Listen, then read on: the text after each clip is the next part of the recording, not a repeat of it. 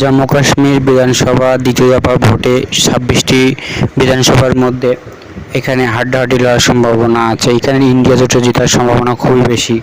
এখানে বিজেপি 8টি আসন পেতে পারে 26টি দ্বিতীয় দফার ভোটে, এবং ইন্ডিয়া জোট, কংগ্রেস এবং ফারুক আবদুল্লার দল এখানে 16টি আসন বিধানসভা জিততে পারে, এবং পিডিপি এখানে 2টা আসন জিততে পারে এবং অন্য দল 1টি আসন জিততে পারে।